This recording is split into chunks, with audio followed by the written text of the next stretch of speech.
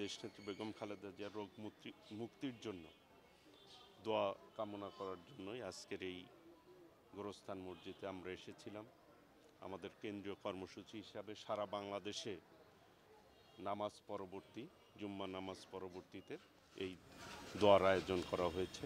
আমরা দেশবাসীর কাছে, টাঙ্গাইলবাসীর কাছে দোয়া প্রার্থনা করছি, আল্লাহ রাব্বুল আলামিন যাতে আমাদের প্রিয় নেত্রী, বাংলাদেশের অবিসম্বাদিত নেত্রী, সাবেক প্রধানমন্ত্রী, মাদার অব ডেমোক্রেসি, গণতন্ত্রের মা, যিনি দীর্ঘ আন্দোলন সংগ্রাম করেছে এই দেশের মানুষের জন্য, মানুষের অধিকার আদায়ের জন্য, যিনি এই দেশে সংসদীয় গণতন্ত্র প্রতিষ্ঠা করেছেন স্বৈরাচার বিরোধী আন্দোলনের মধ্য দিয়ে, আজকে সেই নেত্রী আমাদের অসুস্থ অবস্থায় এবার কেয়ার হসপিটালে রয়েছে।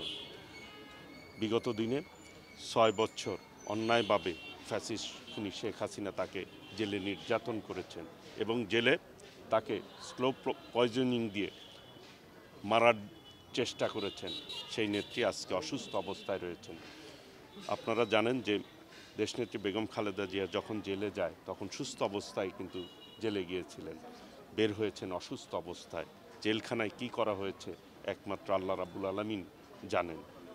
আমরা দেশবাসীর কাছে দোয়া প্রার্থনা করছি, আল্লাহ রাব্বুল আলামিন যাতে তাকে দ্রুত সুস্থ করে দেশের নেতৃত্ব দেওয়ার তৌফিক দান করেন।